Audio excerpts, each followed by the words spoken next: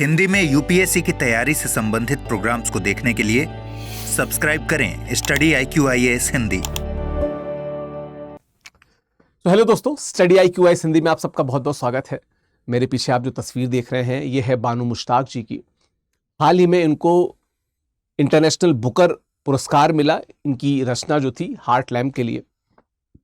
GS paper 2 में हम एक टॉपिक पढ़ते हैं सोशल जस्टिस का, यानी कि सामाजिक न्याय का। सामाजिक न्याय पे पिछले 2-3 वर्षों में लिखी कुछ बहुत शानदार किताबों में से एक है हार्ट लैम्प। जब आप इनके इंटरव्यूज को देखेंगे, उस किताब को पढ़ेंगे तो आपको वो संघर्ष पता चलेगा जो अमूमन दब जाते हैं। उन संघर्षों को जब इन्होंने आवाज दी, मुखर आवाज दी, तो निश्चित तौर पर पूरे विश्व में सराहा गया। लेकिन आज जब मैं इस वीडियो को आपके सामने कर रहा हूं तो निश्चित तौर पर वो इस कारण तो चर्चा में नहीं है, और ऐसा भी नहीं है कि वो चर्चा अनायास है, क्योंकि चर्चा बहुत दिनों से चल रही है, लगातार चल रही, एडिटोरियल पे एडिटोरियल लिखे जा रहे हैं, और ऑलरेडी हमने एक आध वीडियोस पे ऑलरेडी किया हुआ है। जो बात है वो ये कि कर्नाटक का एक डिस्ट्रिक्ट है मैसूर। मैसूर में लगभग 400 वर्षों से दशहरा होता आया था। वहां का स्टेट फेस्टिवल है जो वहां का विजयदशमी दशहरा का त्योहार मनाया जाता है, और बड़े ग्रैंड लेवल पे होता है। सरकार ओन करती है उसको, और सरकार के अतिथि आते हैं, उसका उद्घाटन करते हैं। हुआ ये कि कर्नाटक के मैसूरू में इस दशहरा उत्सव में जो मुख्य अतिथि बुलाई गई थी वो बानू मुश्ताक जी थी, सामाजिक न्याय की प्रतिनिधि। अब कर्नाटक सरकार के इस फैसले पे बहुत सी आपत्तियां उठ रही हैं। जो हिंदू या दक्षिणवादी संगठन हैं, उनका कहना है कि ये हमारी संस्कृति, हमारे धर्म, हमारे विचार पे चोट है। कुल मिला के अनुच्छेद 25, 26, 27, 28 में जब हम पढ़ते हैं कि फ्रीडम ऑफ कॉन्शियंस, ठीक है, जो रिलीजन के पर्सपेक्टिव में हम लोग पढ़ते हैं, लोग कह रहे हैं कि ये उसका भी जो हमें अधिकार मिला है उसका भी हनन है। इस पे जो केरल का उच्च न्यायालय, कर्नाटक का जो उच्च न्यायालय है, उसने कहा, क्योंकि लोग इनके खिलाफ याचिका लेके गए थे बानू मुश्ताक के खिलाफ, कर्नाटक के उच्च न्यायालय ने कहा कि नहीं, सार्वजनिक उत्सव है, स्टेट ओन्ड उत्सव है, तो ये किसी व्यक्ति का स्पेसिफिक नहीं है, स्टेट का है। और स्टेट का कोई धर्म नहीं होता, क्योंकि हमारे यहां पे हमने सेक्युलरिज्म की जो डेफिनेशन लिखी कि स्टेट का कोई रिलीजन नहीं है। स्टेट सब रिलीजन को इक्वली प्रोटेक्ट करेगा, सपोर्ट करेगा, यह भी कहा गया, तो उस हिसाब से भी सही है। तो ये अर्जी को लेकर फिर ये सुप्रीम कोर्ट गया, और सुप्रीम कोर्ट ने क्या कहा कि नहीं, खारिज कर दिया उन्होंने सीधे। उन्होंने कहा कि नहीं, खारिज खारिज खारिज। आपने पंकज सर का वीडियो देखा होगा। सुप्रीम कोर्ट ने कहा कि नहीं, बिल्कुल सही बात कर्नाटक हाई कोर्ट ने कही है, ऐसा उच्चतम न्यायालय ने कहा है। आइए थोड़ा इसको ध्यान से देखते हैं विस्तार से कि क्या क्या चीजें हैं। तो कर्नाटक सरकार द्वारा जो अंतर्राष्ट्रीय बुकर पुरस्कार विजेता कन्नड़ लेखिका बानू मुश्ताक जो हैं, उनको मैसूर दशहरा उत्सव का उद्घाटन करने के लिए बुलाया गया था। जैसा कि मैंने बताया, इस निमंत्रण को लेकर विवाद खड़ा हुआ और कहा गया कि जो हमारा धर्म है, सनातन धर्म है, उसके खिलाफ है ये, ठीक है, उसके खिलाफ है। इस पे बड़ी आपत्ति हुई, ठीक है, और ये मामला सुप्रीम कोर्ट तक गया। सुप्रीम कोर्ट तक क्या बात हुई, ये मैंने आपको सभी बातें बताई। इसके पहले मैं आगे बढ़ूं, हमारे यहां स्टडी IQ में भी नवरात्रि उत्सव चल रहा है। हर वो स्टूडेंट जो स्टडी IQ को प्यार करता है ना, उसके लिए बड़ा उपहार ये है कि स्टडी IQ नवरात्रि उत्सव में आप इस दौरान अधिकतम डिस्काउंट पा सकते हैं। हमारे जितने भी P2I फाउंडेशन बैचेस हैं, विकास लाइव कोड का इस्तेमाल कीजिएगा, यहां पे फ्लैश हो रही होगी, है ना। 2026, 27, 28 तीनों को टारगेटेड बैच है। हिंदी, इंग्लिश और इंग्लिश तीनों को टारगेटेड बैच है। तो whatever you want to take, you should and you must, क्योंकि समय बहुत तेजी से निकल रहा है, देर नहीं करना है ना, देर नहीं करना है ना। चलो, जो बच्चे बार बार कहते हैं इंस्टाग्राम के लिए, देखो यहाँ पे इंस्टाग्राम है, यहाँ पे टेलीग्राम है, स्कैन करके जुड़ जाओ यार। ये नीचे सर्च बॉक्स में डालोगे तो वहां पे मुलाकात हो जाएगी, बात होगी। प्रतिज्ञा बैच को लेकर इंफॉर्मेशन चाहिए, हिंदी लिटरेचर को लेकर इंफॉर्मेशन चाहिए, बात की जाएगी। चलिए, राजकीय उत्सव की स्थिति क्या है, थोड़ा सा इसको हम लोग देख लेते हैं। जो मैंने बताया, तो ये राजकीय उत्सव है दशहरा, मैसूर दशहरा राजकीय उत्सव है। इसका मतलब क्या है कि सार्वजनिक उत्सव है, ठीक है, पब्लिक अफेयर, सरकार द्वारा आयोजित किया जाता है, न कोई निजी धार्मिक समारोह है। ये कोई धार्मिक निजी समारोह नहीं है, स्टेट ओन्ड फेस्टिवल है। तो how come a state owned festival could be called as a religious festival? Cause state का रिलीजन तो हम नहीं मानते हैं। वेस्टर्न फिलॉसफी में तो स्टेट एकदम सेपरेट होता है, पर यहां पे स्टेट इक्वली पार्ट करता है, लेकिन खुद को उसका कोई रिलीजन नहीं होता है। सुप्रीम कोर्ट ने इस बात पे जोर दिया कि दशहरा उत्सव एक राज्य कार्यक्रम है, न कि निजी कार्यक्रम। राज्य कार्यक्रम मतलब स्टेट, ठीक है। बानू मुश्ताक कौन है? मैंने बताया कन्नड़ लेखिका है, अंतर्राष्ट्रीय बुकर पुरस्कार जीता है। उनका उपन्यास हार्ट लैम्प, मैंने बताया अंतर्राष्ट्रीय बहुत सुर्खियां इसने पाई, और आप उनके संघर्षों को देखेंगे तो आपको लगेगा कि निश्चित तौर पर भारत में ऐसी कितनी ही कहानियां हैं जिनको लिखा जाना बाकी है, पढ़ा जाना बाकी है, सुना जाना बाकी है और समझा जाना बाकी है, ठीक है। चलिए, क्या है बानू मुश्ताक की कहानी? है समाज के हाशिए पर रहने वाली महिलाओं की जटिल परिस्थितियों की सरल कथाएं हैं। वे एक मुस्लिम लेखिका हैं और उनके लेखन में सामाजिक न्याय और महिला अधिकारों के मुद्दे प्रमुखता से आते हैं, और इस कारण उनको कर्नाटक की जो सरकार थी, जो कि बुकर अवार्ड बड़ा अवार्ड माना जाता है, उन्होंने उनको मुख्य अतिथि के तौर पर बुलाया था। चलिए, अगर हम बात करें तो मूल कारण क्या है विवाद का? यद्यपि इस पे बात हो चुकी है, पर फिर भी बात की जानी जरूरी है। याचिकाकर्ताओं ने क्या कहा कि जो उद्घाटन समारोह है उसमें देवी चामुंडेश्वरी की गर्भगृह है, उसके समक्ष धार्मिक अनुष्ठानों के साथ शुरू होता है। यह जो त्योहार है, देवी चामुंडेश्वरी का जो गर्भगृह है उसके समक्ष धार्मिक अनुष्ठान होते हैं। गैर हिंदू को इन्हें करने की अनुमति देना हिंदू भक्तों के धार्मिक अधिकारों का उल्लंघन है। अनुच्छेद 25 जो हम जिसकी बात करते हैं स्वतंत्रता की, है ना, उसका उल्लंघन है, ठीक है। याचिकाकर्ताओं का दावा क्या था कि संविधान के अनुच्छेद 25-26 का उल्लंघन है, जो धार्मिक स्वतंत्रता की गारंटी देते हैं। याचिकाकर्ताओं का दावा था, और इस कारण वो बानू मुश्ताक के अगेंस्ट जाते हैं। राजनीतिक विरोध क्या हुआ? भाजपा और नेताओं ने क्या कहा कि राज्य सरकार ने मुश्ताक को दशहरा उत्सव का उद्घाटन करने के लिए आमंत्रित करने के निर्णय पे आपत्ति उठाई है। उनके हिसाब से this is a blow on the religion, ये चोट है, ऐसा इनका कहना है।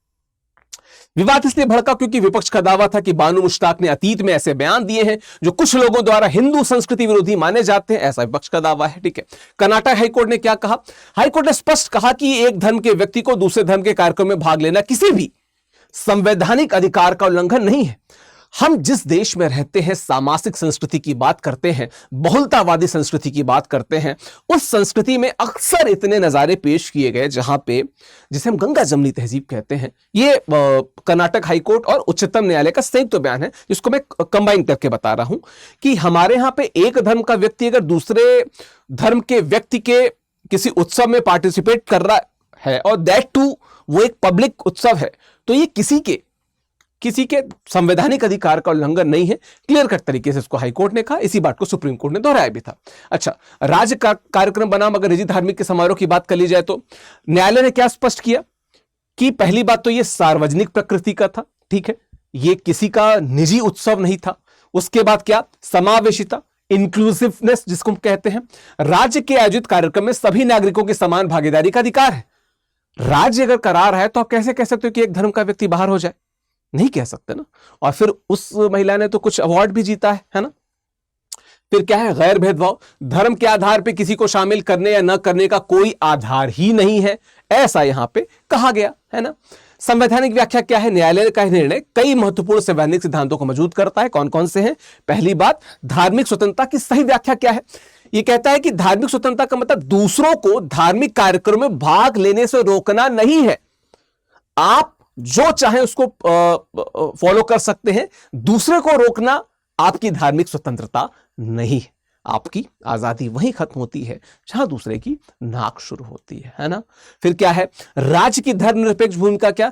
राज्य सभी धर्मों के साथ समान व्यवहार करेगा, इस बात को स्पष्ट कर दिया गया। सबके साथ समान करेगा, चाहे बानू मुश्ताक हो, चाहे मोहम्मद इश्तियाक हो, चाहे कोई भी हो, राजू कुमार हो, ठीक है, कोई भी हो। मतलब मैं नाम इसलिए ले रहा हूं कि रैंडमली कि किसी भी धर्म का व्यक्ति हो, उसके साथ वो किसी प्रकार का भेदभाव नहीं हो। सभी नागरिकों को सार्वजनिक कार्यक्रमों में भाग लेने का समान अधिकार है। फिर ये नौचंदी का मेला हो, हालांकि वो तो सार्वजनिक उत्सव भी नहीं, हम 15 अगस्त की बात करें, 2 अक्टूबर की बात करें, या किसी भी स्टेट ओन्ड त्योहार की बात करें, अ पर्सन जो वहां का नागरिक है वो उसी अधिकार से भाग ले सकता है, ऐसा उच्च न्यायालय ने कहा। ठीक है, कमेंट बॉक्स में ये मत लिखने जाना कि ये वामपंथी विचार फैला रहा है। Whatever court has said, I am just explaining that, nothing else to add in. ठीक है, चलिए, तो यहां पे हमने जब देखा तो एक बिंदु हमारे सामने गहराता है कि भारत का वो संविधान जब बना शुरुआती तौर पे तो उसमें सेक्युलर शब्द नहीं था। हमारे जो संविधान निर्माता थे उन्होंने इस बात को पुष्ट किया कि भारत का संविधान इतना